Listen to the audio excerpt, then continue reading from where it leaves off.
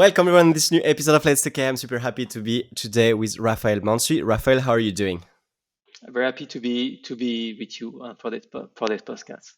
And I'm very happy that you're here. For everyone who's listening, quick reminder, Let's Talk, we discuss with expert about AI, but more generally data, and we discuss about people who've been working this field for some time to get insights, whether on the technical perspective, business perspective. Today we're going to talk extensively on data engineering, data science, entrepreneurship, also the concept of agency, and many more subjects. So if one of these things interests you, which should, because if you're in the data field, um, I think it is very state of the art. So really looking forward. I was really looking forward to this discussion. So I hope that you enjoy and learn as much as I can on today's episode. That being said, Raphael, um, maybe for the people who might not know you, can you do a brief introduction of yourself?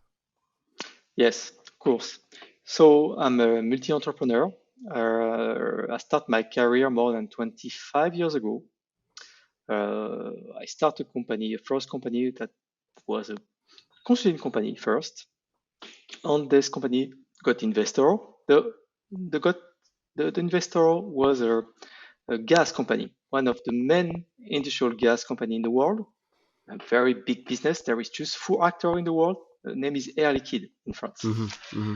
And so I switched from the business consulting to I moved from this to become a software editor, and I spent more than 15 years to build software for this company for Air Liquide. And it means all the software that manage the delivery of gas. Hmm. So what does it mean? You have sensor on the customer side, you have factory that produce gas, and you collect all the data. And using all this data, you can automatically forecast the consumption of the customer. You can optimize the cost of electricity when you produce, because actually to produce gas, because we use air under is free, but you need electricity. So we need a lot of electricity. So the key point is to optimize the cost of electricity. So we create optimization solution for that. On most difficult part, we create software to manage the supply chain of gas, and we use algorithm for that, operational research on AI stuff, in order to automatically produce a delivery prompt every day according to all the data we get, in order to optimize the fuel consumption when you deliver by truck. So it was very, very, very challenging project with real data, real business, because we deliver oxygen to the hospital. So it's critical. It's not, you cannot miss a delivery. So it's real AI in the wild. Okay. Hmm. On I sold the share in this company 3 years ago, because there is a one time you need to get a little bit money. Okay. And I started a business, new consulting business, focusing on the data on AI. It's, it's my journey in very short way. Awesome. Well, this was going to be my second question, but I think that we could just talk about this first experience for an hour long, which we will try not to do that and target different specific points of them, and including your actual journey. Yeah. Next question would be from so that's a little bit retrospective of who you are professionally. I always like to ask the guest what are they trying to achieve today. So, what are you trying to achieve with these new companies, and what are your goals, your ambitions as of today? Okay. Yeah. Okay. So I start a new consulting business because I want to focus, because before I manage a big team with a lot of pressure, and now I'm more focused on the technical part, on the consulting part. So my role is a technical advisor in data engineering and AI. So I provide consulting services to big corporations. One of the big customer I have right now is Decathlon. I don't know if you know Decathlon. Decathlon Mm-hmm. is one of the major retailer of sport article, and this Decathlon want to become one of the leader in data. Okay, so I start a consulting mission with them 2 years ago in order to create a massive data lake to get Mm. all the data from Decathlon. We try to provide value using this data. It's one example of customer. I also do consulting to provide uh, more on AI side, strategic consulting for company, for example, consulting company, how to provide a better offer to the customer using AI. Uh, I'm also an advisor for startup, so I advise several CEO of startup how to leverage AI in their product. And I create startup myself. For example, this year I've opened an insurance company that use a modern technology to sell insurance. So it's one of the one of the activity. And I'm writing book. Um, uh, I've written a book this year. The book will be published in January. It's with Pact, a famous editor. And the book will be about data integration, which is related to data engineering. So the book will be the title of the book will be the definitive guide to data integration. And I have another project of book with some new friends from Apple and Google on generative AI. So I hope to start a new book very, very soon on that topic. Wow. Um, I believe that we could speak also about time management on this Yeah, episode because you achieve a lot, high achiever, and you do many things, and it could be very interesting further on this episode to get some advice on time yeah, management and on how do you prioritize and set up your goals for yourself. yeah, Um, Amazing. So I would like to come back briefly on your career, on your journey, to yeah, maybe get some insights from specific moments and points. So you've spent quite some time with Air Liquide, yeah. working on the full stack data AI use Um, cases yes. and IoT, I guess, and Yeah, IoT. more Yes. Yes. more like everything related to getting data from specific machines or Yeah, specific exactly. data points to enhancing them and getting value from it, either by reducing cost, improving systems, or Yeah, adding business value, generating more money. Then you've started this journey building many companies, being a consultant for startups and also consulting companies and much more. Um, how did you get in this entire journey? And maybe can you share with us some key moments? Um, okay. yes. Some key moments of my career. First of all, I have a master of computer science in data on AI. So Mm-hmm, I'm already it's already my specialty. So after university, actually, I directly start a business. mm-hmm, And the first business I've created, the first customer I got was a bank company, and I've created a system, a network system to help the communication between the Windows and the mainframe. So it's a system programming, and it was very technical. It was a 2 year project, and I start my career like this, and then I moved to because okay, of course when you are just I start as independent consultant directly, exactly. and That's yeah. then big was to have more ambition.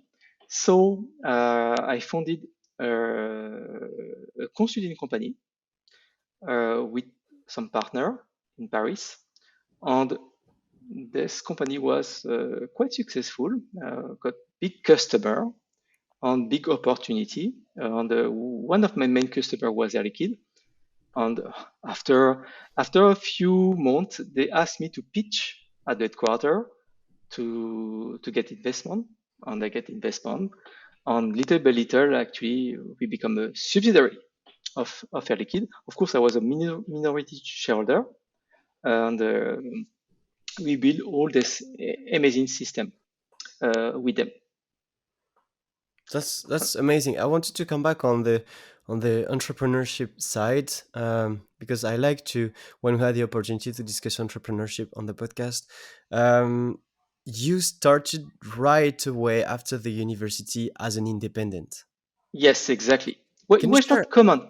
It was not common exactly? at that. It was not common at that time because it was Yeah, in '95. exactly. And everybody believe I'm crazy.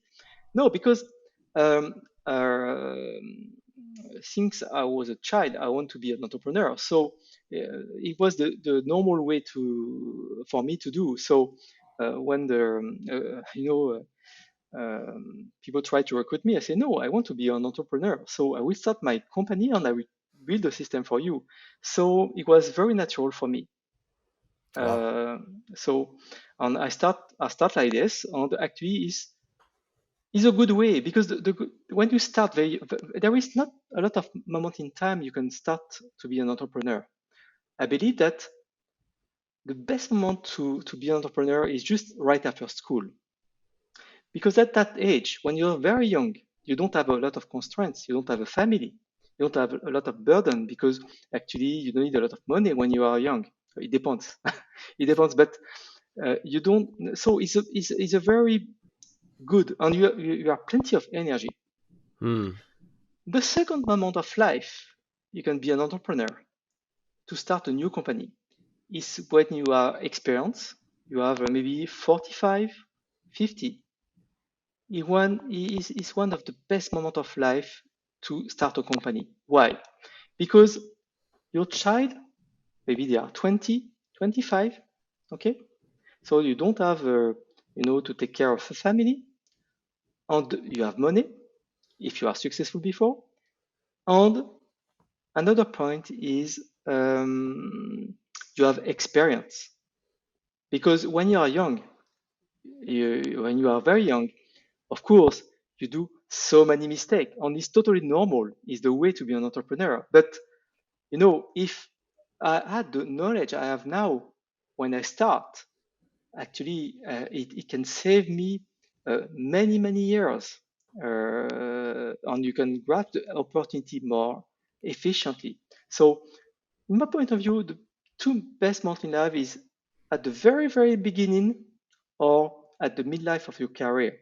In Hmm. between is difficult. When you are 30, you have a family, you need to purchase a house, something like this, Hmm. except you don't have a family. Hmm. Okay. But if not, it's really difficult to start a company. In my point of view, when you are 30, it's not the best moment of life to start a company. Hmm. Yeah, I see. We can't manage risks the same way.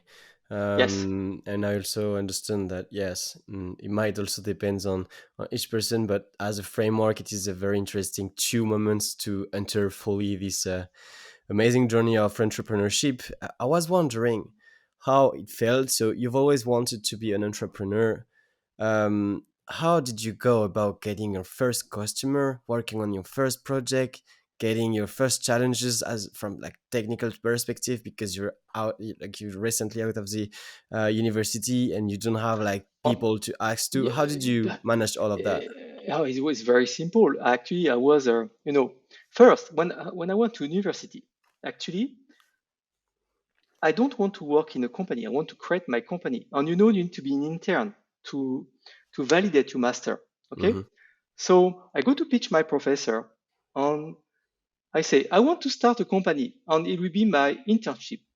And the company will be a company that do search on the internet. Mm. And I want to use AI. Actually, the project was to create ChatGPT, but it was in 95. it was not possible, of course. And at the time, we just have simple. You have neural network, but you don't have the computer power for that.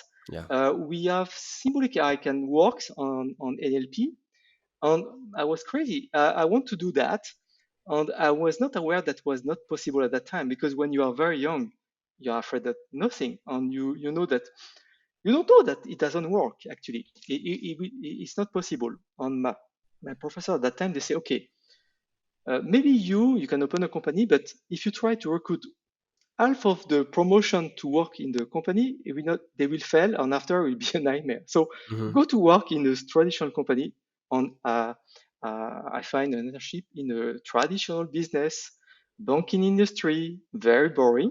Okay, so I got my internship, and after 2 weeks, uh, I I deliver all the program, and after 2 weeks, I have nothing to do, and then my boss at that time gave me another challenge is to think about the future of the distributed system and blah blah blah. And at the end of the internship, actually I developed a report, and I pitch to create the system of the bank. And there is one guy in my office, it was another intern, and I say, okay, do you want to do a project with me? And we convince the boss, and that's all. As simple as that. As simple as that. As simple as Um, that. Yes, it I was. would It was. assume. Yeah, it Yeah, was. sorry. It was funny. And and when you see back actually, there's this kind of journey, this kind of story. I was totally crazy because, if it doesn't work, the bank doesn't work actually. And we were Hmm. successful, and that's and it was funny when you are young. Actually, you're not aware of the risk. Yeah. Yeah, I was reading Paul Graham, and he have an amazing paper about how doing great work, and this is one of an amazing part of the paper is that he discuss about um, how some people can outperform, and a lot of the time it's because we're not aware of like Yeah. the risk we're taking, or we're not Yes. aware of all the rules that we're entering Exactly. because we're at the beginning, and so we just go for it, and then we do some things that people thought impossible because we didn't care that much or didn't knew about the existing rules and constraints. Exactly. Exactly that. It's why it's the best moment of to create a company when you are young because you are new. You have nothing to lose. Yeah. You have nothing to lose, and there is skin in the game because you need to success. If not, okay. Mm. Yeah. And but the problem of that is you do so many mistakes Mm. because you don't have the experience. You don't have all the. You're not wise Mm. because okay, why I can do that? Okay, so it's why it's risky. There is a okay. You can be lucky, but you're not always lucky. Hmm. Hmm. Awesome. All right, we'll definitely come back on the entrepreneurship and on the multiple companies that you're creating today and on your consulting expertise. So you have a technical background, but you also have a business, like you have both a technical and business perspective due to all Yep. your experiences. So I think my question for you would be, we were talking about the key moments of your careers. Yep. How did you, can you share a bit of a retrospective of how the concepts of data engineering, data science, overall systems, computer science in general grew through time till today? And what is your vision of the state of the art today? Which is a huge question. Maybe we do not Yeah, need to it's enter a each details, but yeah, it's a huge question. But if you look back in time, Mhm, maybe 25 years ago and 30 years ago, the concepts were there and it was the same. mm, Because all the concepts we have now, mhm, of course, not all, but most of them were existing, including in AI, were existing at that time.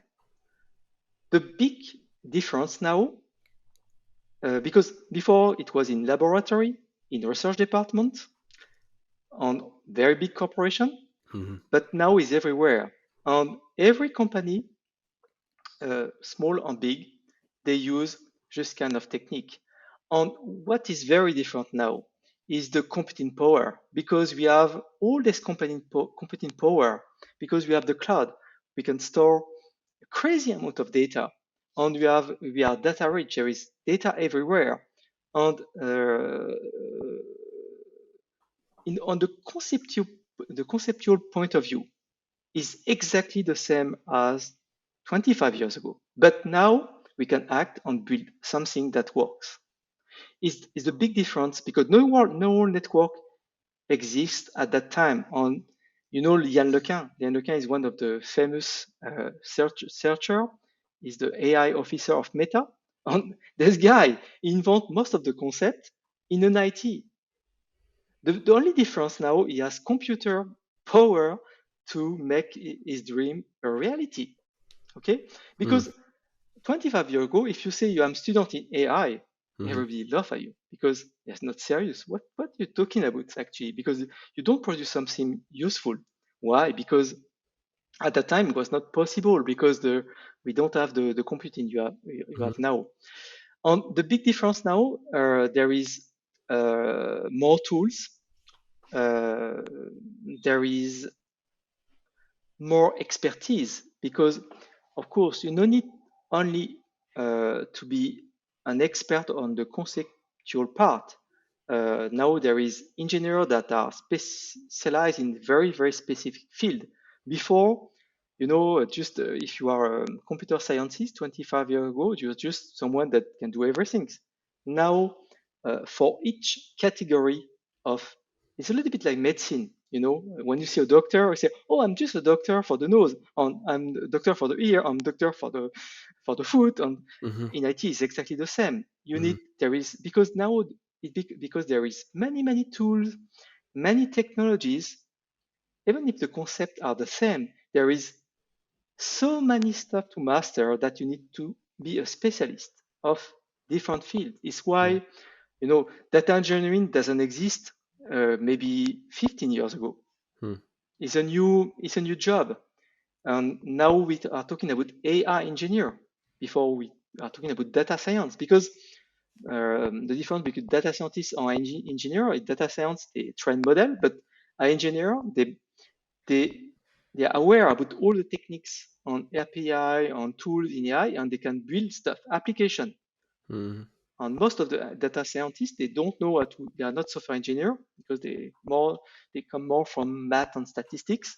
Mhm. So there is so many specialty now. It's the very big difference, Hmm. and Awesome. it's difficult to master every aspect, Yeah. and it's more professional actually. Yeah, I think that computer science to me can be at the core of it, and then it can take some nuances. Like, for example, a data engineer may have strong computer science Yeah, base, fundamentals, and then strong understanding of managing batch near real time yeah, data with yeah, specific technology, and so on. And if we compare it to the ML engineer or AI engineer, they would be more aware of like data observability, the yes, pipelines, yeah, the tools in the cloud, the different cloud providers, and how do they like build the good metrics and the good pipelines to deploy these models. So it's very interesting how it is how the overall ecosystem is being shaped, and yeah. how more depth there is every day in each of those roles, and how expert can people become. That's awesome. I would like to ask you about coming back to the business and tech perspective. When you're doing consulting today, what are the main strengths that you get from your specialties when you talk with clients or stakeholders or anyone in front of you? What are the unique knowledge and strength that you bring to the table? What I bring to the table, because I work on so many projects. So I've good knowledge about every aspect. Could be IoT, can be even mainframe, on the big database, distributed database, on the I also know the business in many Mm. fields because Mhm. okay. So what I bring to the table is this long experience, and also the experience of uh, deployment of real AI project Mhm. in the industry, and how you can fail to with this deployment. For Mhm. example, in my career, I have done some mistake. Mhm. For example, um, I believe that you can build an AI system that can create, for example, a delivery plan for a customer, okay, for to deliver customers, and it will work like a black box. But it's not the true, because what I figure out is AI is more a copilot because it's always not precise. There is always some data that the data that is missing on the decision you can take, even if it is the best decision on the mathematical point of view. It's not the best decision because you don't know every aspect of the reality. So human always beat AI on that because human have more information. Okay, Mm. so one of the first projects I built, it was not a huge success. On the technical side, it was a success because on the mathematical point of view, if you have, for example, a problem to solve, we can create the best optimized plan of delivery. But the problem is nobody wants to execute this plan because the one that is in charge to execute the plan is what you call a dispatcher in the gas industry, is someone that take all the needs of the customer and must uh, create a plan and then give the delivery route to the truck drivers. Okay, Mhm. Mhm. so the problem is if you do everything in automatic, there is always some information that is missing or bad data, very bad information on the plan you give doesn't work. It's good, on a mathematical one point of view, but it doesn't work. So you need to take into account the user, and user is part of the solution, and he must be a copilot. So when I try to do the project once again, several years later, we took a different approach. We use AI as a copilot. So just the AI is an advisor that gives some clue about what is a very good delivery point, and the user can amend, modify the plan in order to improve and give more information. And using this strategy, we can create something that works and can be really used and create value for the company. Hmm.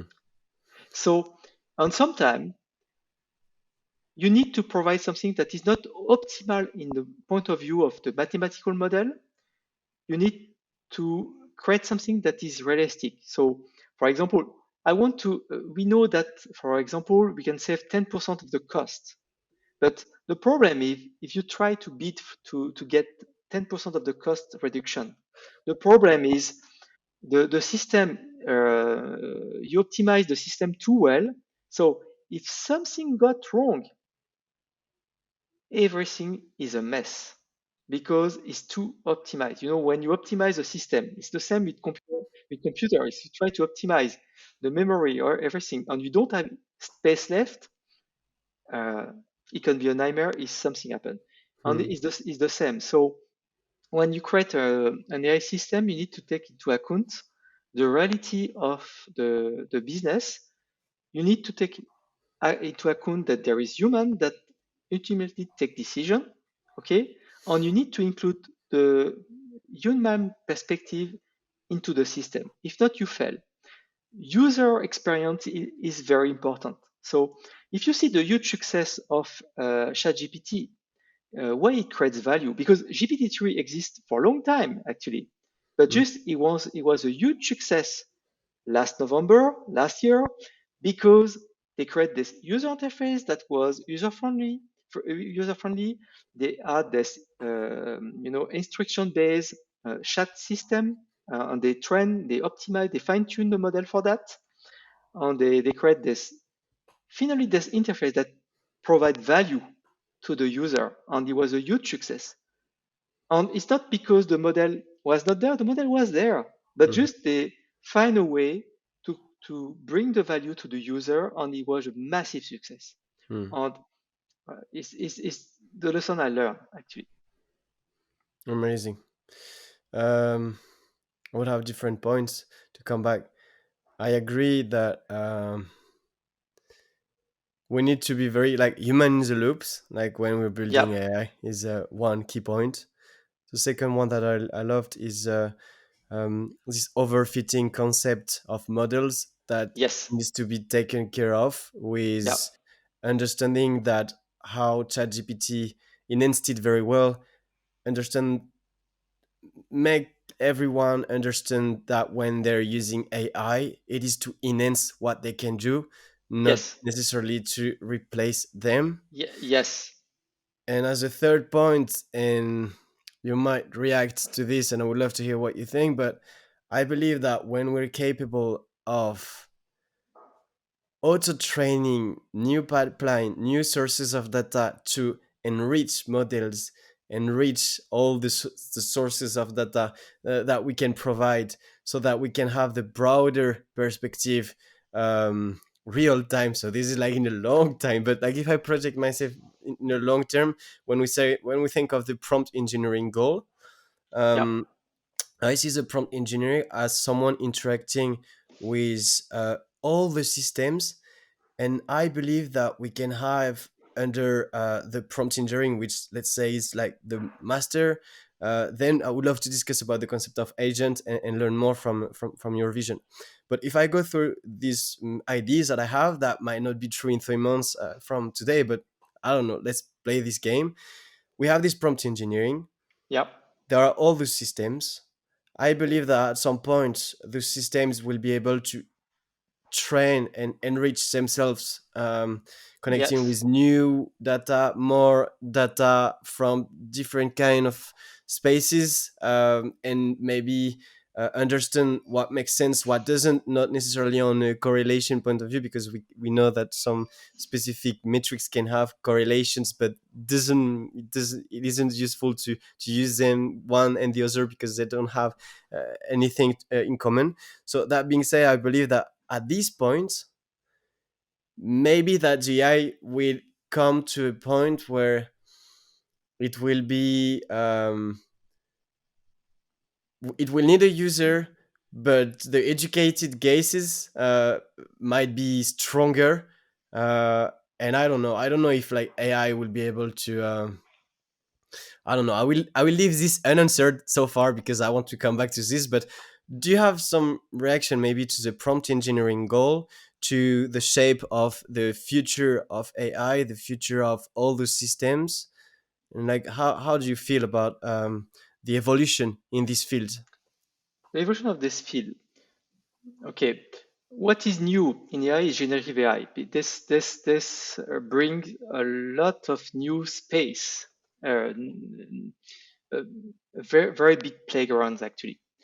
The big, the very big advantage of generative AI, um, for is the first time that you have the most of the human knowledge that is captured on a function. Because what is a LLM? It's just a mathematical function.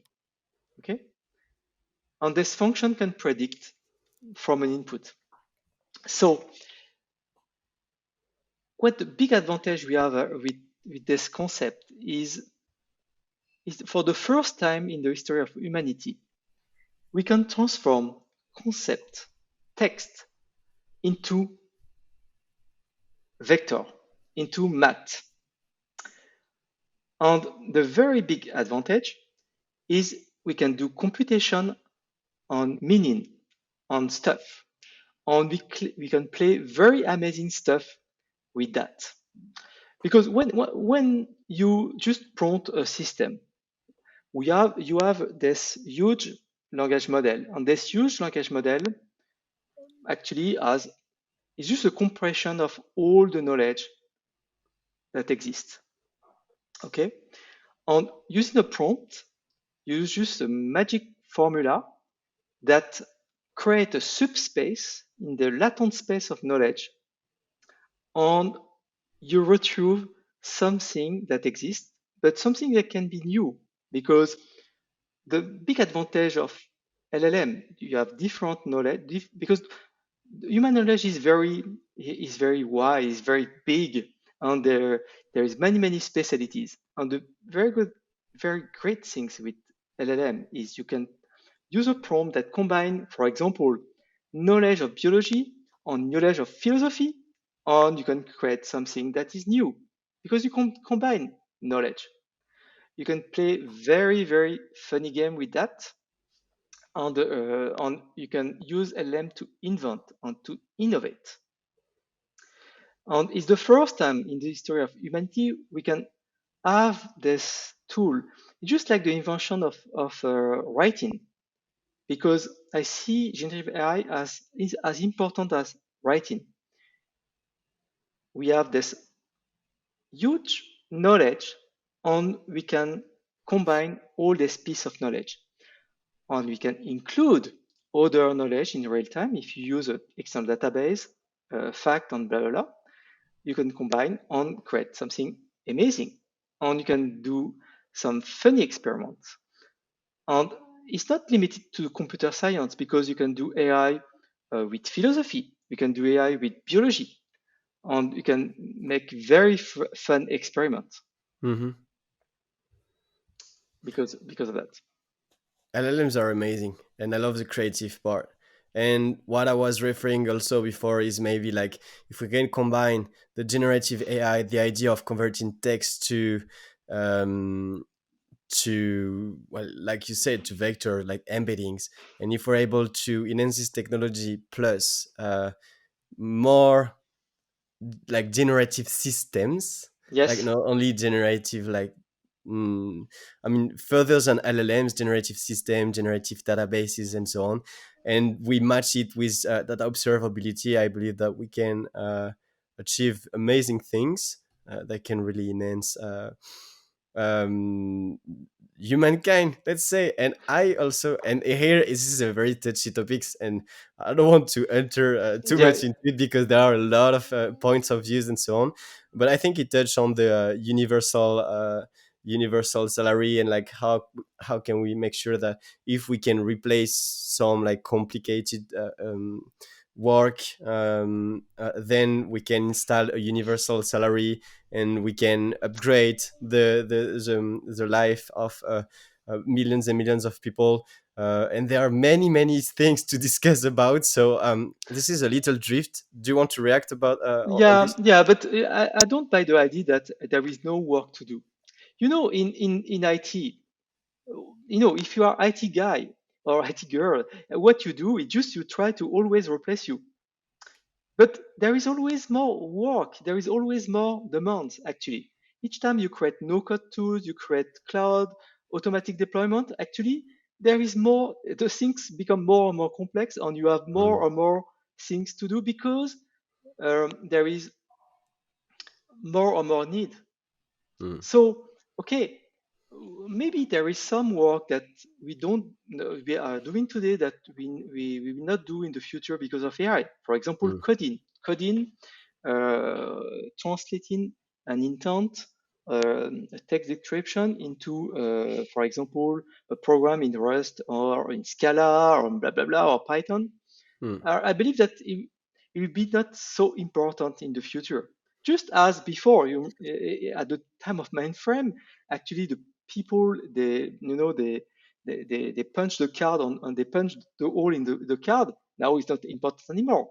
But the same with coding. I believe that coding will be dead. But what is different is, because you can build on combined system, the the skill you must have in the future is to properly think and describe what you want. Because if you ask an AI, for example, oh, okay, build me the best data ingestion system, okay, and you describe a little bit of stuff.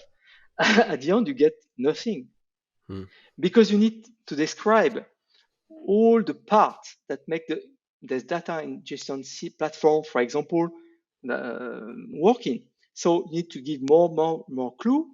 You need to explain how to do it and so on. So at the end, it's programming.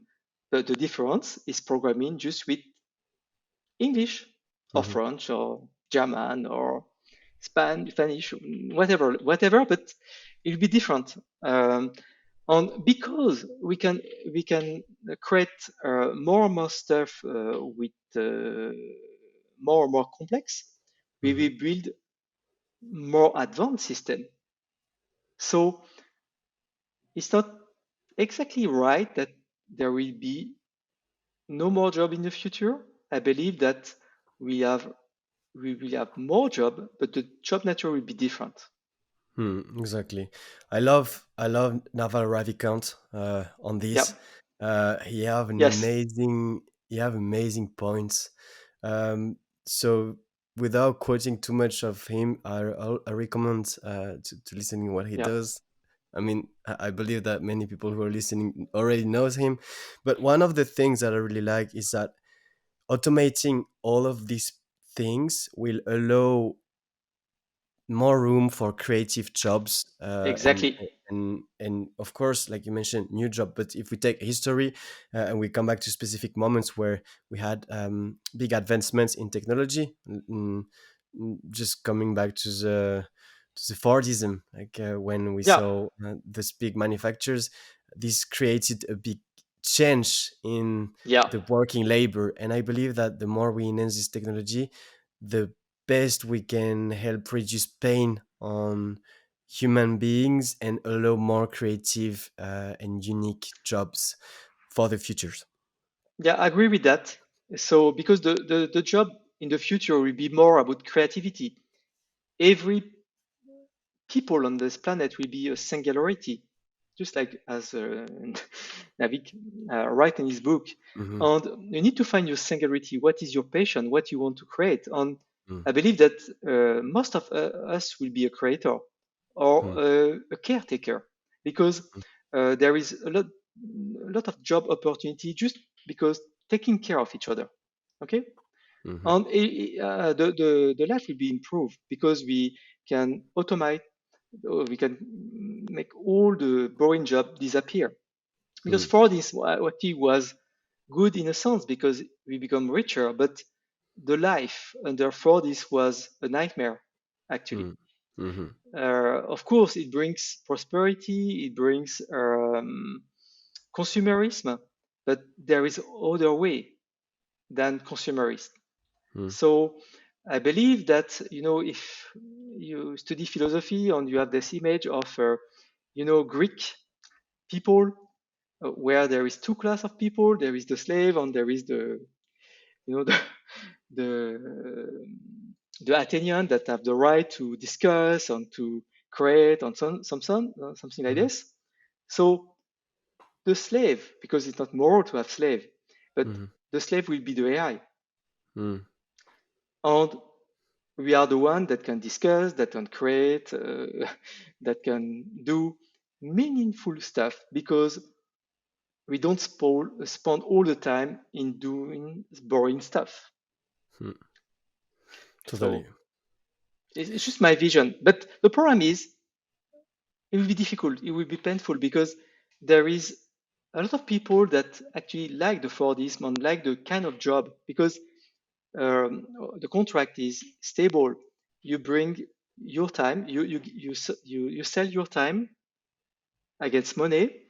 They give you the company give you an amount of money for a repetitive job, and a lot of people can do this kind of job. But the problem of creativity is more challenging because not everybody feel comfortable with creativity. Mm, And there is also a society where there is winner and loser. It's the very big difficulty to of that because the problem is very often the winner take all. Hmm. And so it's not an easy transition. Hmm. Yeah, and that applies a lot in the tech industry. Yeah. Like winners takes all. Yes. I believe that it will require time, but I believe that there are very interesting scenario that could outfold, and I believe that there are very innovative solutions that will require not only mathematics or specific knowledge or AI knowledge, but also like philosophy and Yeah. concepts, and the same people who invented governments and the entire systems of countries. This is the kind of work that needs to be done, but based on the new inputs, new technology. As technology is growing more and more at a faster pace. Yeah. So those are amazing topics, and I enjoy a lot that we were able to exchange a little bit on it, and I really want to do more content about these kind of things on this podcast, because I believe that having those discussions are very important, and we can share ideas and share common knowledge, and try to instead of being scared about what could happen, trying to find great solutions and discuss those possible points where it could do harm or it could go wrong. And by discussing them and thinking, we can maybe Yeah. find great solutions. So continuing, I would like to moving on the data engineering, the quality of the data, because if we go back to Yeah. the present, so far the data is a lot of the time a mess. So you're writing a book right now on data engineering. I would love to hear your point of view on data engineering as of today, and what can people expect to see in your book? Okay. So the big issue with data engineering is a very huge subject, and the big difficulties is you cannot learn that in school, because if you study computer science or engineering at university, of course you know everything about distributed system, blah blah blah. You know all the concept, but the problem is data engineering is very practical. You know, the job, you mentioned pipeline, real-time pipeline, Hmm. batch, Hmm. constraint, and so on. Hmm. So there is not a lot of book that describe every aspect of data integration. So we try to don't write a book that will be obsolete in 2 or 3 years, because Hmm. you know there is many products on market. Hmm. It's moving so fast. So I wanted to write a book about all the concept of data integration, but on the conceptual point of view. Hmm. So in order that uh, the knowledge you cannot find at school, you can find in the book. Hmm. And if you start your journey as a data architect or someone that want to decide about the data strategy of a company, or you are a data engineer that you know to have a higher perspective uh, on the field to see all the aspects Hmm. from the ingestion to the insight. Okay, so is the book to read, Hmm. and this is why I write this book with some other colleagues. They are data engineers. They work with me, Hmm. and we decide to work together to provide this book asset. Hmm. Amazing. In terms of enhancing AI systems, so you have a lot of experience. You've been doing different things. Do you have maybe some tips or lessons learned from your journey that you might share with us in terms of data quality, data engineering, Yeah, like yeah, yeah, key concepts to yeah. share? There is a big concept. You know, people very often think there is gold in the data. So if you collect a lot of data, you will find gold. Hmm. Most of time, you find nothing. Hmm. You invest a lot to collect all the data, and you find nothing, because the best data actually is built not bottom up, but top down. Because Hmm. it's better to have a use case. For example, you are this company Mhm. like Uber, for example, and you want to. solve the use case of Uber. Okay, Mm-hmm. so from the beginning, you build all the system to collect the data you need. But very often, a company that if you have a company that is already built, they have a lot of data system. Mm-hmm. Actually, the data system or the system of record system are not built for a use case. So Hmm. you just reuse some existing data source for a use case, a new use case, and very often it failed because, of course, the data quality is not there. The way you structure the data doesn't fit. So if you have the chance to start greenfield, that means you think about your use case, what you want to do, what you try to achieve, and if you build a system, the whole system to collect the data, you can create a lot of value. But if you want to take 2 petabytes of data and you try to find gold in it, it's so difficult because there is a lot of data that is not useful at all Hmm. for your use case. Makes sense. So if we discuss about, I mean, as an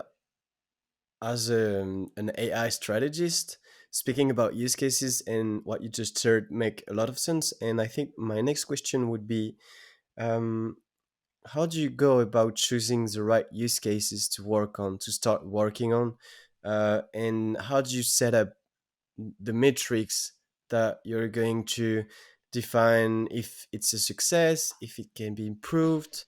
Can you share on this? Yeah, but it depends on what kind of use case you want to solve. If it is just because AI can be used to optimize stuff.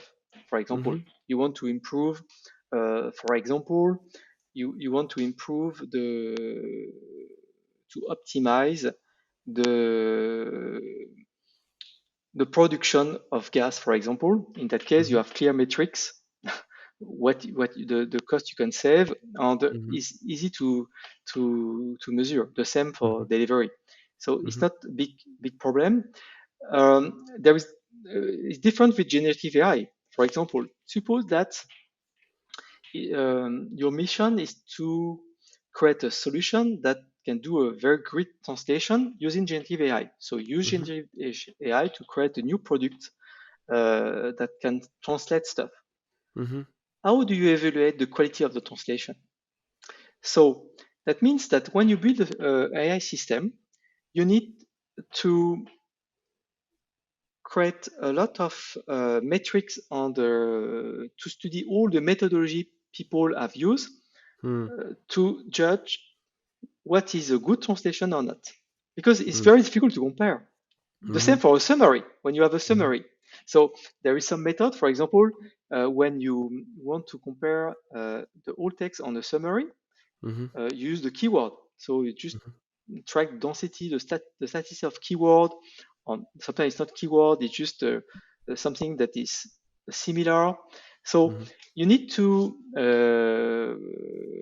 define different kind of metric Mm-hmm. to know what the metric is used for. Because if you use just keyword, it's not enough because it doesn't detect the negation of a stuff. So you need to know to create a framework with all these metrics. And Mm-hmm. once you work on your use case, you need to, at the same time you design the system, you need to create all the tests according to these metrics to see if what you are doing is something that is improving or not. Mm-hmm. Because the very difficult part of generative AI is something that is moving. Sometimes a prompt is working and sometimes it doesn't work and you Mm-hmm. don't know why because it's not explainable. And so is good to have a methodology in which you can assess stuff on clear metrics that are clearly defined. Don't Mm-hmm. try to invent stuff because there is a lot of research paper that already try to design metrics, because when you are a researcher, you try to see which method is better than The other also, they have a lot Mhm. of metrics, and it's good to read research paper to Mm. know about that. Awesome. Yes, I was thinking about different methods to assess the performance of an LLMs based on an application, whether if we update or if we use a new model, how does it improve my application? And I've seen a few interesting ways to do so. Um, One being, let's say, I'm going to define a framework of specific sentences that needs to Yeah, answer specific prompts, yeah, and then I'll use those sentences and maybe use like the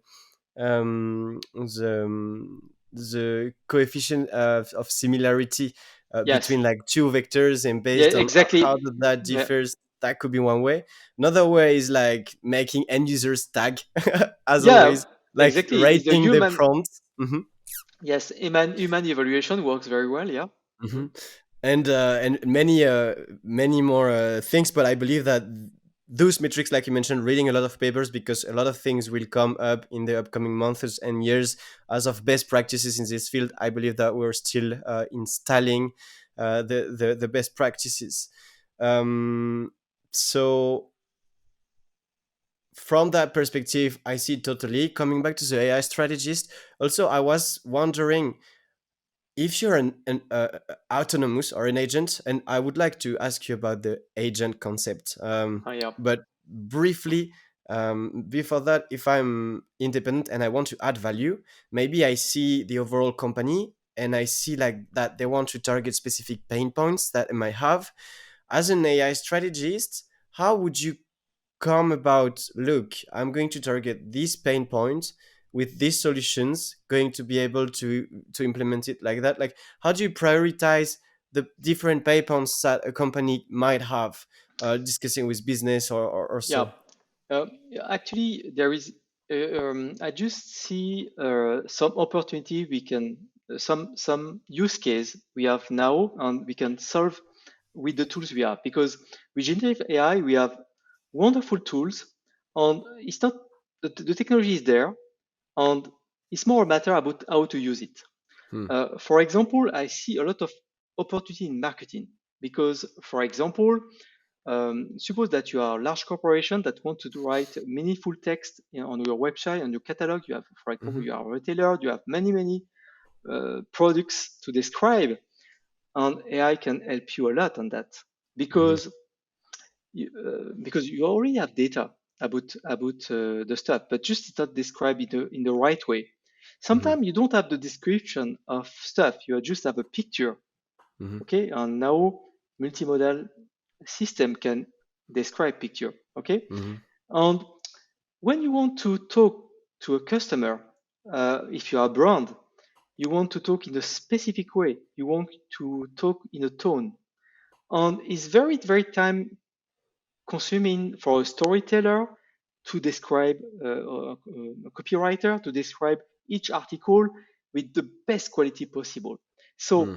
in marketing, I see huge opportunity because you can take all this data and with just the element we have now, you can write very meaningful product description, Hmm. and you can write this article with the tone of the company, and if you apply some fine tuning on the model, you can create something that really targets. You can optimize the SEO. You can optimize, for example, for the keyword placement. Hmm. So it's a very massive opportunity in marketing. Hmm. It's one of the example, but there is many others. For example, I can see a very huge opportunity in HR, in human resource, because now what we have to do the matching of candidates, we have a job description, the candidate is really shit what you have now because you have just a mechanical tool that try to abstract the structure of the resume, but the problem the resume are always different. Hmm. Okay, and you can build a system, and I've seen this kind of system that were built that can do an amazing job to Hmm. analyze um, a job description, to analyze a resume, and to describe um, why this candidate is a good fit for the job. Because what happened now, if it is a serious company, there is someone at the resource department that read and assess all the resume according to the job description, which is not easy. Or very often is automatic system, and after you are the first filter is automatic system that is just a Mhm. keyword system, and Mhm. then you have the human resource management. And there Mhm. is so many candidates that can be a good fit that are not recruited. And this is an example of opportunity. Mhm. And there is other opportunity. For example, nearly every profession can be affected. For example, if you are in merge and acquisition business, okay, Mhm. there is a concept in do merge and acquisition. There is a concept of data room, okay, Mhm. and you put all the document, and after there is an analyst that need to explore all the data to explore the risk if it is good or not to invest. But if you use generative AI and you use retrieval augmentation, actually you Mhm. can store all the document into a database. You can add a vector database, you can add other kind of technology. And using LLM, you can generate query, you can talk to your data, and Mhm. you can do amazing stuff, and it Mhm. brings a lot of value. Okay, Mhm. so in law, when you want to create a contract or want to create a contract review, big context, just as the one that is provided by Anthropic Claude, for example, the Mhm. 100 K context, actually, with some knowledge of law, you can review the contract, you can ask to modify the contract, and it's totally amazing if you make it works.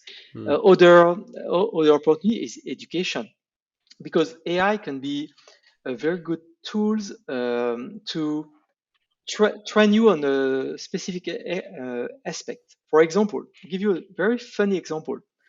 Suppose you want to be a very good negotiator. You want to negotiate with someone. Actually, what you can do, you can create an AI system like an agent, and you dialogue with this agent, and uh, this agent is the most skillful negotiator in the world because you have include all the knowledge and because you use books for that. For example, philosophy book. I don't know if you know this book of Schopenhauer Mhm. that talk about how to debate. Okay, Mhm. Mhm. or you can include other books. If you use all this knowledge and you constrain your LLM on this specific knowledge, you can create a small game in which you can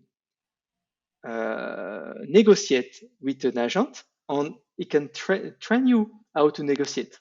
Mhm. And it can be very fun and very interactive. Yeah, So definitely. there is so many applications you can imagine, because Mhm. the very good thing with generative AI, it affects every profession. Mhm. I really like all the examples that you shared. It can help everyone see or help everyone understand new ideas.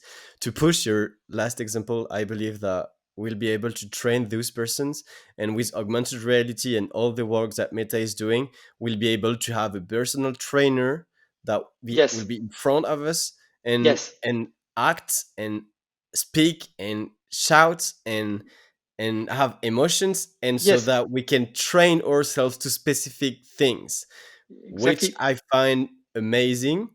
And of course there are many things that can go wrong or we can be scared of, but in the core I believe there is an amazing podcast on Lex Friedman where Yeah, Lex have a discussion with Mark Zuckerberg on the yeah, yeah. I've using the seen that one. Yeah, amazing and very fascinating how we can grow closer as human beings with this technology. And so I believe that combining this Gen AI prompts, these LLMs with this technology will create amazing opportunities to build amazing products. yeah, That being said, yes, sorry, you wanted to yeah. add It something is, about that? but it's very very difficult because as human being, you are very you actually your brain is very well trained to recognize emotion on the on face of others. Okay, Hmm. On most of the time, when you try to scan a system, it's very deceptive because there is something creepy. There is something that is fit doesn't natural. Even to detect the silence, when people talk, when is your time to talk is very difficult to convey Hmm. the emotion of the voice. Hmm. Is the human being, we are very well trained on that. Hmm. And so it's a huge challenge because if you don't make it perfect, it's a total failure. Hmm. Hmm. I believe also that by having humans in the loop and by having more and more and more data, we'll Yeah. reach a point like you said, we had we had GPT for a long time, but to be disruptive, it needed many iterations so that Yes. people can go wow. And I Yes. believe that that might apply here also, Yes. and I really look forward. I'm curious to see how this is going to appear and be used, and the use cases that people come up with. You mentioned agents, and this is the last topic I would like to discuss with you today. Before going into my three little last questions, but agents, can you share about the definition of agents and what does that mean, and how do you see it evolve in the future? Yeah. Okay. If you see intelligence in human as a civilization, actually, if you see us on our ancestor, if you read the book *Sapiens*, Amazing book. yeah, amazing book. Yes, I'm not agree with the new idea of the author, but okay. So the we are an advanced civilization now because we build on the past. We build from history because our ancestor can write the techniques, write everything. And the power we have is just because you are not clever ourselves. We are just the best species on the planet to cooperate. And it's why we are clever. We are collaboratively clever because I don't know how to create a processor. I don't know a lot of stuff actually. But I can be an IT guy if the processor doesn't exist. And the we are a clever species because we can collaborate at huge scale at the world level, at the Mm. civilization level. And I believe that AI will be the same. I mentioned the doctor before. Okay, so now there is no, when you see a doctor, you see many because there is each of them is specialist on one aspect because it's impossible to be an expert is in all. And it's the problem with ChatGPT. He tried to be an expert in all, but it's not the reality. Mhm. So I believe that a true a system that is truly intelligent is something that will contain many specific intelligence that can collaborate together. And you can do this experiment today with framework that you can use today that are available, for example, Autogen from Microsoft. If you use this fascinating framework, you can create some agent. Some Mhm. agent can be very simple, just a prompt and with a scenario, okay? And Mhm. what Autogen is doing is just create a framework in which you can create this agent, and there's a framework in which this agent can collaborate, okay? Mhm. So Mhm. if you make a system in which agents can collaborate with each other to solve a Mhm. problem. For Mhm. example, if you want to create a system that writes, for example, a software, okay, Mhm. you need a project manager, you need a database Mhm. engineer, you need many specialists actually to Mhm. solve the problem. Mhm. So we can create a small team of agents. Mhm. Each of them is become an expert on a field because you oriented the prompt in the latent space of the LLM, or Mhm. even better, if you fine tune each agent on the specific knowledge, it will be Mhm. better, Mhm. and you can create something that has more impact than what a single AI can do. And the good Mhm. thing of that, a human can be an agent too, so it can be someone that is part of the game because very often with agent, is like a ping pong. They play with Mm. each other, and at the end they get stuck. So it's good sometimes to have external knowledge, to have Yeah. human in the loop that can solve this problem. And the Mhm. good thing with Autogen is one of the first framework that allow human on the loop. And the other great stuff about agent is tools, because if you give agent tools, the power to get information from external, to the power to make the stuff done, for example, to press a button, to make a purchase order or something like this, you can create amazing stuff. Mm. And this way, I believe that agent will be a major technology to achieve a more intelligent system that we have now. Um, in my point of view, I don't think AI is risky. So all this stuff about AI is dangerous is bullshit.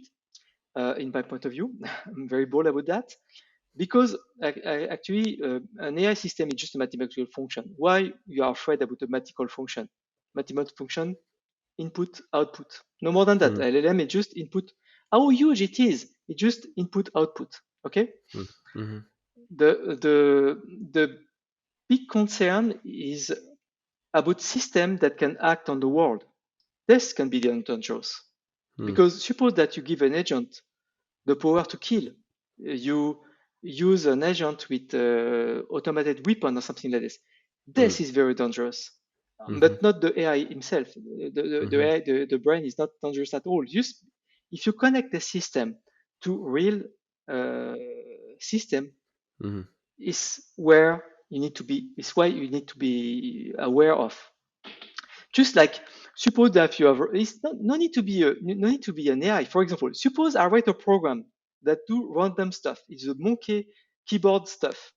Mm. Just a program that just tap on the keyboard, whatever, okay, and try Mhm. to move the mouse and something like this, and get Mhm. access to all my program.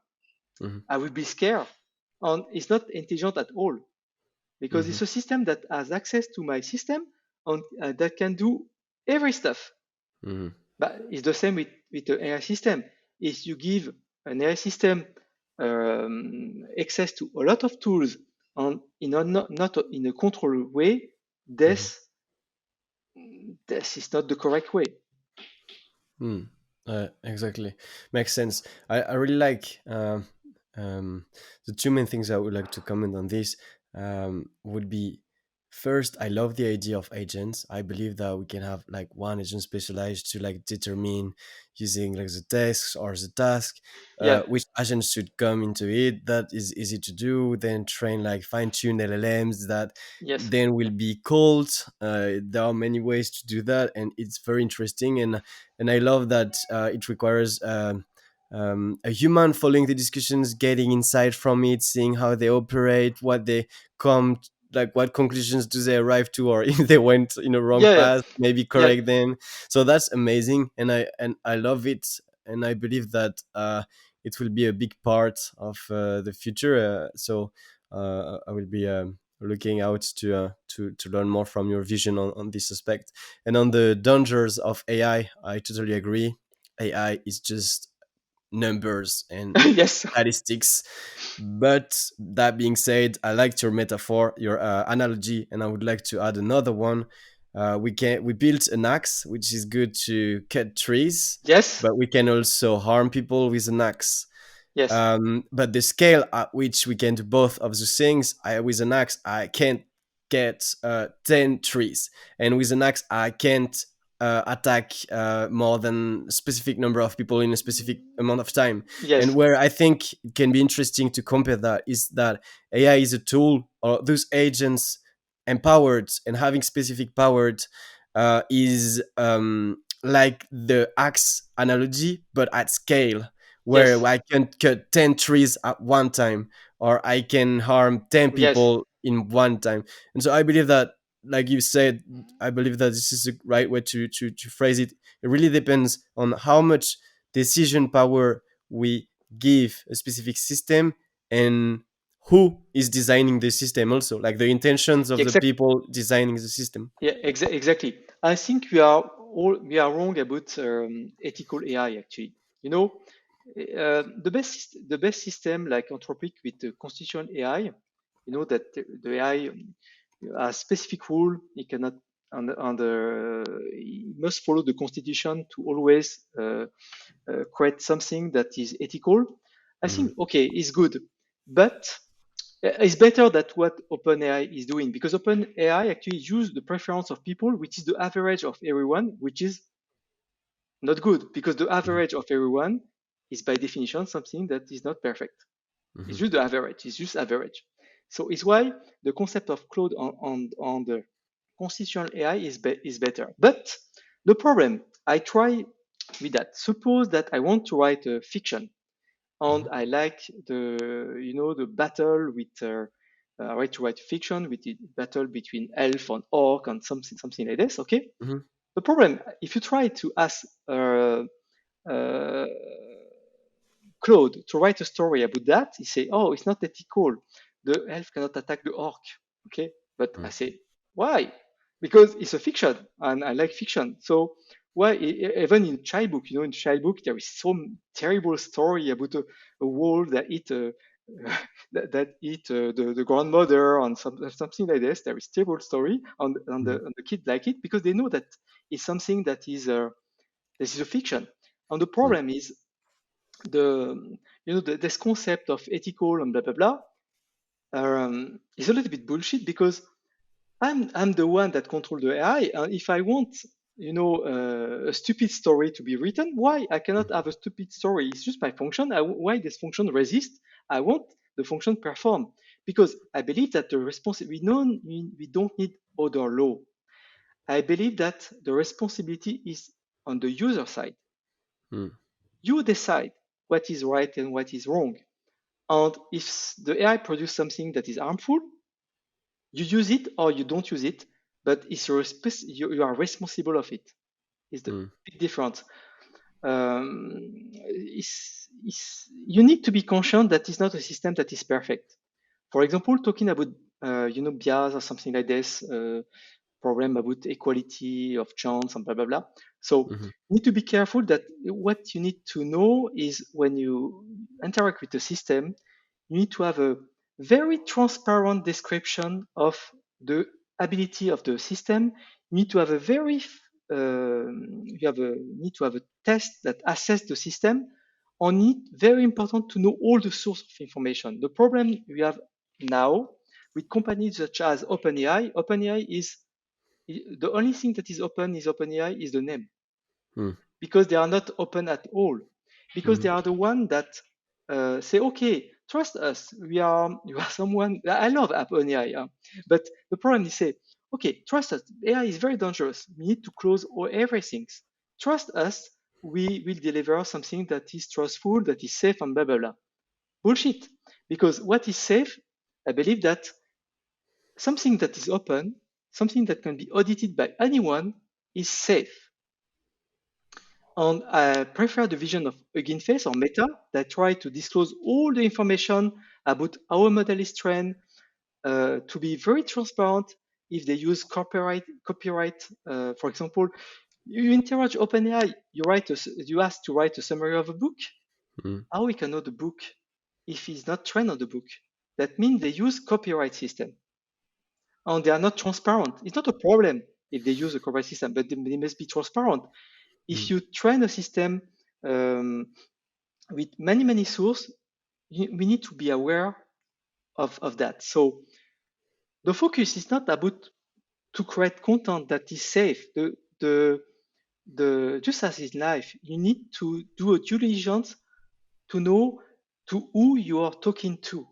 Okay, just LLM as is trained on something. He has a personality. In is anthropomorphic, but is as a personality, you need to be aware that how this LLM works, what is his value, because different civilizations have different value. If you train a system, for example, in India with Indian knowledge, or in Europe, the value will be different, and the value will be different in US. But you Mm-hmm. need to be aware about how the system is trained, and you don't take everything for granted Mm-hmm. because you are the pilot. You are the one that decide. Mm-hmm. And the ethics is on you, not on the system. And if the system doesn't reply in an ethical way, okay, you need to be aware of that. But we cannot, it's impossible, in my point of view, to create a system that is totally safe on the ethical point of view, or if not, it will be very boring. Mm. Yeah, agreed.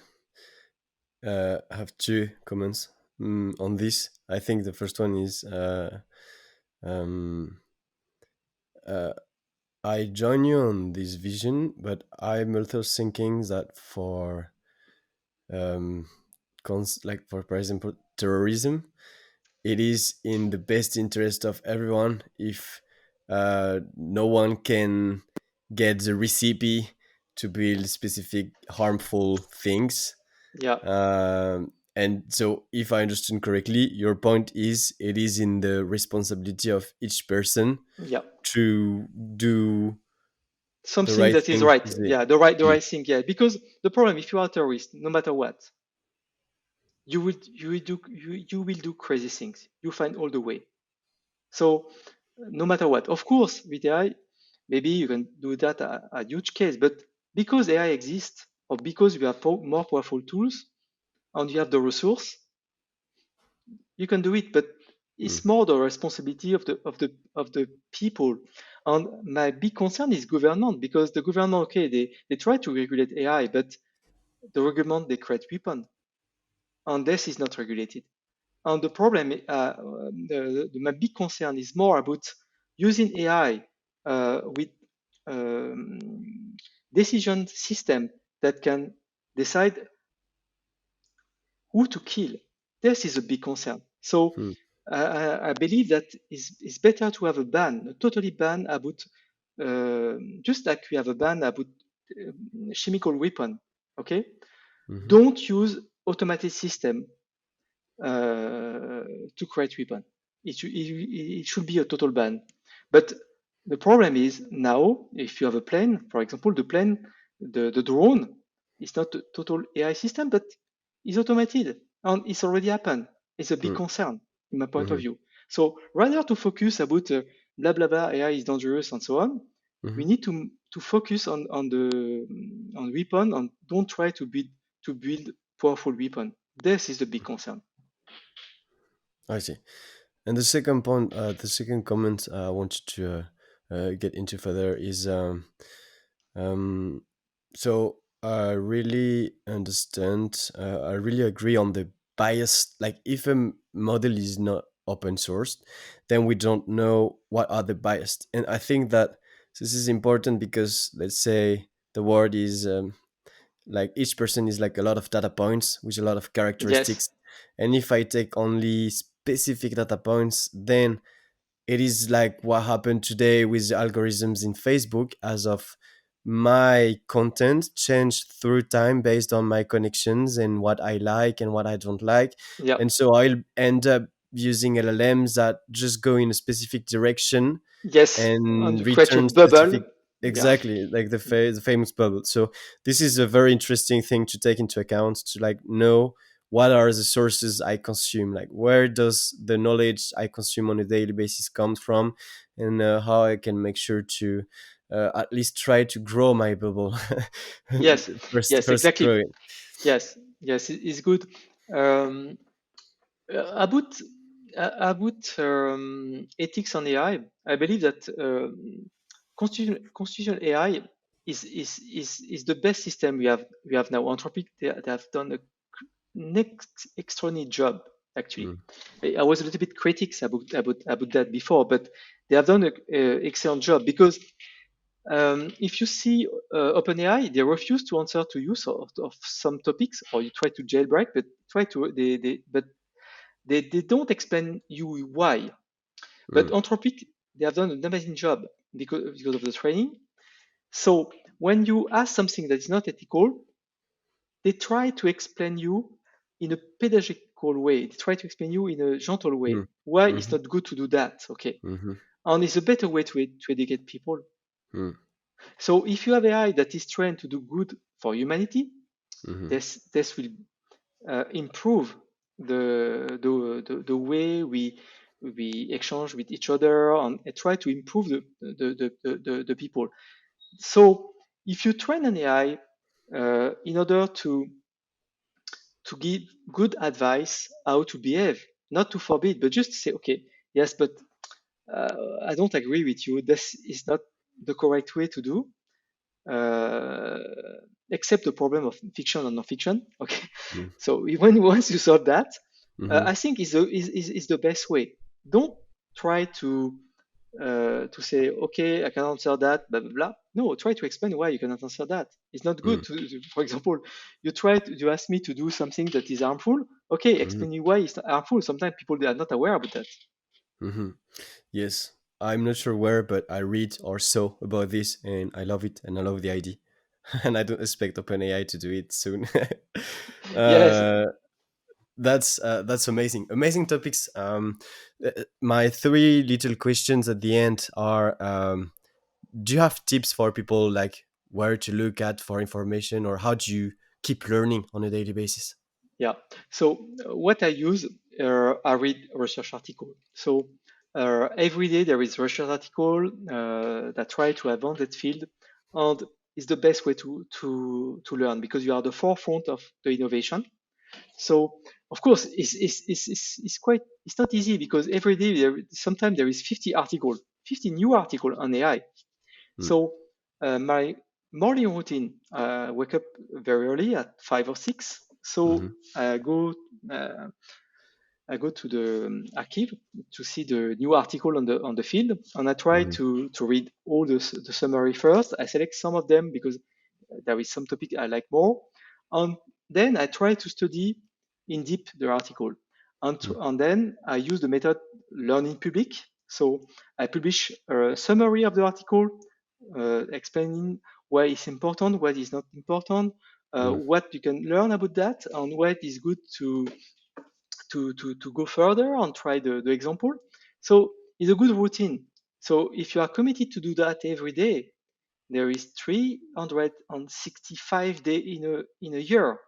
So at the end of the year, you will read 365 articles on the field, and you are there is not so many people that are doing that. Yeah. And if you try to don't read, not only read, but try to summarize and try to make it simpler to Mm-hmm. people. It's why I write on my LinkedIn that I want to democratize, to make the AI more democratic. I want to explain. Because when you try to explain to other, Mm-hmm. actually, is a means to learn yourself. Oh yeah, the biggest one. The biggest one, yeah, yeah, yeah. And if you are committed to do it in public every day, and it's a routine that okay, you need to do that just like you do sport every day. Mhm, You, mhm, you take your shoes and you go to run. And if mhm, you're committed to that every day, at the end of the year, actually, there is a very huge outcome. You are maybe one of the most knowledgeable people about this topic. Okay, mhm, you can meet amazing friends. You can meet a lot of friends in AI. And we can talk with each other because we know each other using LinkedIn. Okay, and maybe mhm, you read my article. mhm, So it's the best way to learn. And after I give you a lot of idea, of course, you need also to practice. You need to write program. You need to do review about what mhm, happens. mhm, And I believe that is a great way to progress and to have friends and mhm, try to exchange. mm. Challenging. Awesome. Those are amazing advice. I believe that those are like very um, industry transversal applicable advices, in a way Yes, that we just we just need to define those specific tasks that we'll need to repeat over and over, like going to the gym, based on what we want to achieve. So yes, the why is the first step, and then yes. comes into place like these kind of actions that set us apart from not only the competition, but also from our past version of ourselves, let's say. Yes, exactly. Yeah, yeah, yeah. At the end, the more you do, actually, the easier is it. It's Yes. just like running. Actually, it's the same. Yes. Amazing. So people can see you on LinkedIn writing the summaries of these articles. Do you have more ways of communication, social, Yeah, that people can follow you on? yeah. I started newsletter 2 weeks ago. It's very new. I start Awesome. newsletter because sometimes you know an article every day is not enough. Sometimes you need to make a summary about because I just choose one topic every day. Mm-hmm. And sometimes there is more news, there is more stuff. So Mm-hmm. it's better to have a newsletter to discuss about all the good things that happen during a week. Mm-hmm. And other stuff is article on Medium. When you write article on Medium, you go deeper on a subject, and sometimes you do research yourself. Mm-hmm. So on a specific field, on you can show how to implement, for example, RAG or knowledge graph or something like this. So Mm-hmm. is a good way because you learn when you write, you learn actually. Books are excellent. It's quite difficult books because books is not a normal object. It's you need to work a lot. You need to work with the publisher. So uh, it's quite rigid, a book, Mm-hmm. but it's a good way to make. For example, suppose you have a knowledge and you want to crystallize all this knowledge into something that Mm-hmm. stay a book is a good way to start. An artifact, yeah. Yeah. Amazing. So you have all those ways you're going to publish your book, if not at the end of the year, beginning of next year. Is that correct? Yeah, data integration, the data integration book will be published in January. Actually, the book is finished, it's under review now at the Mm-hmm. editor, and now I have a plan to write a book with some friend I made on LinkedIn, Mm-hmm. people from Apple, people from Google, and Mm-hmm. we plan to write a book about generative AI, and Amazing. that combine the the best knowledge of people that really building large language model at scale Mm, with the application side. So we mm, combine the theoretical part to the applicant side, how we implement AI in industries. amazing. And my last question, and before I want to thank you a lot for coming on the podcast, sharing all your knowledge, your industry experience. I want to emphasize that I personally am very impressed as of the career that you've had in the past and that you're still having today, of course. Impressed by the knowledge and how you want to push the industry and achieve those common goals that we might share. In the AI industry as a better world, let's say, Yeah, and a better human conditions and technology serving human. So thank you for coming on the show again. Do you want to react briefly to this, or should I move forward to my last question? yeah. I would like to say something about AGI. Actually, I don't believe in AGI at all, Mm-hmm. Mm-hmm. because um, because AGI means that a system has intent, as you know, he has a goal, something like Mm-hmm. this. And Mm-hmm. I don't believe in that. Today, AI just are just tools, okay? Um, and we don't know exactly what is consciousness or something like this. It's not a problem that is solved.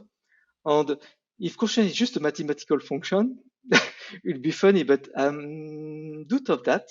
Okay, it's not a lot on the philosophical part of it. And Mm-hmm. another part is about the danger about AI. I don't think AI is dangerous. There is a lot of people in the press or big name that try to Yeah. make people afraid about that.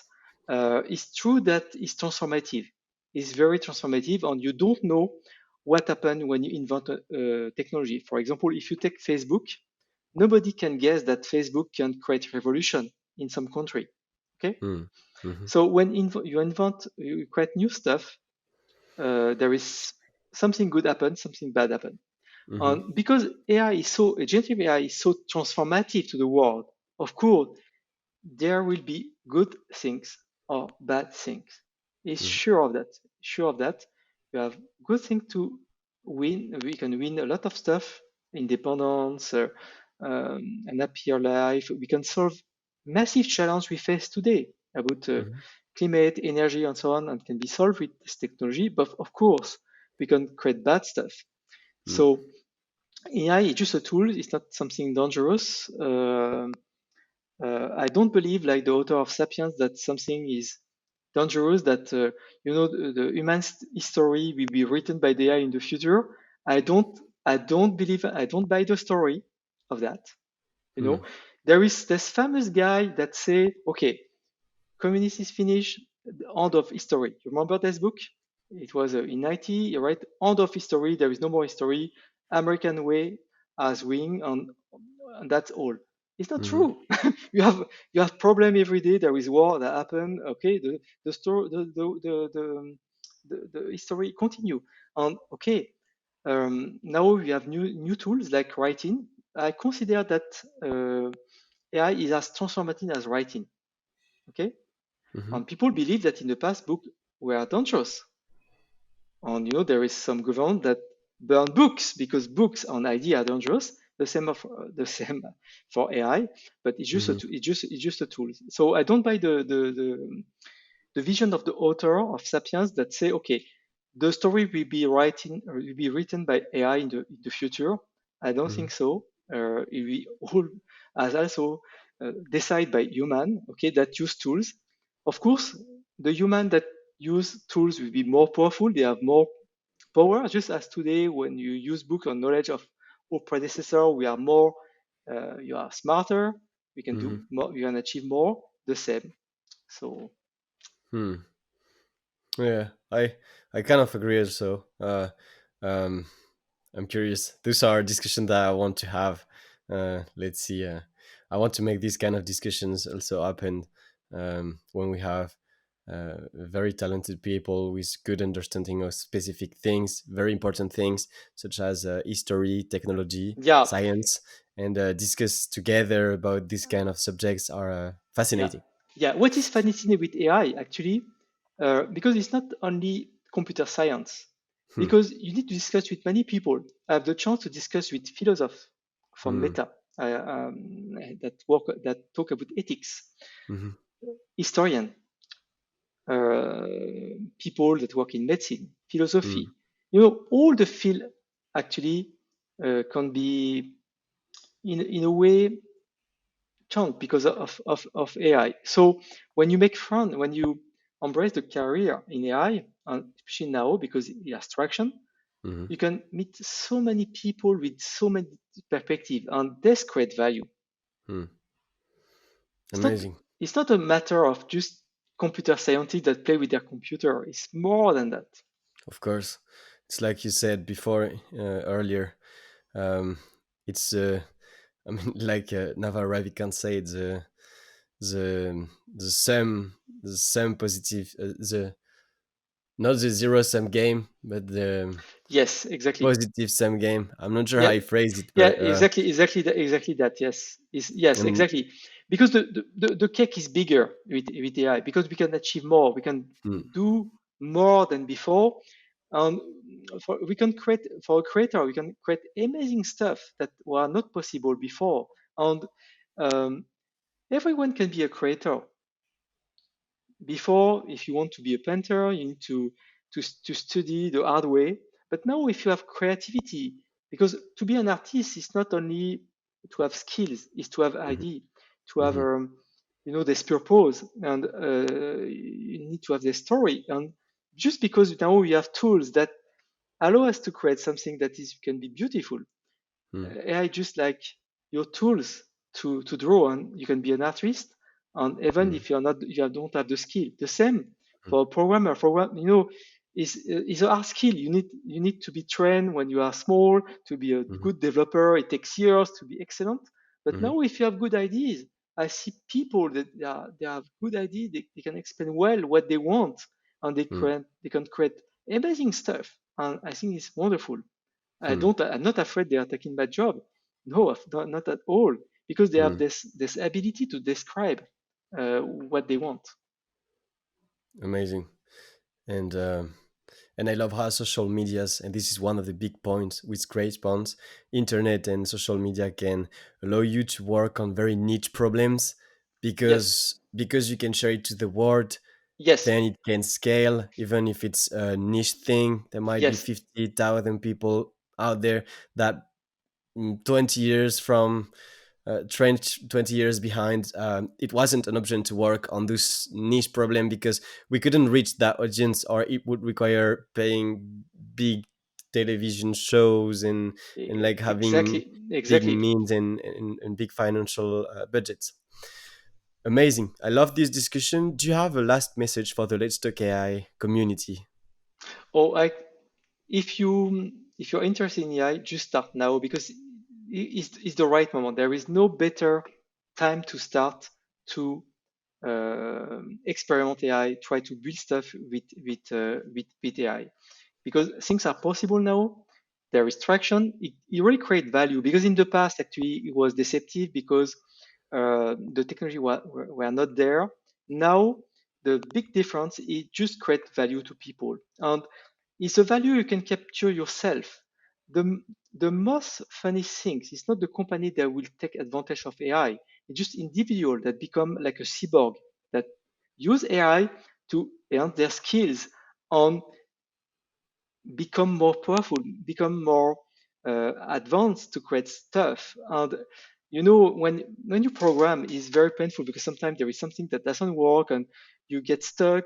But it's just like you have a bike with an electric system, and if you use AI, this way I like this image, this picture of Andrew Ng, the famous guy from Coursera that Yeah. teach so many people about AI. Hmm. And he say, AI is just like electricity. I like this because it's exactly that. Just it boosts you because it provides you more power and that help you to think more quickly and to achieve more in less time. So it's the best start. This is the best time to start with AI. You can be with, you can start with, from any profession actually. It's not Hmm. reserved to only computer people. Hmm. You can be a lawyer, you can be a doctor. You can start. Hmm. Amazing. Thanks a lot for your time, Raphael. I had an amazing time, and I wish you to have a wonderful day. Yes. Thanks.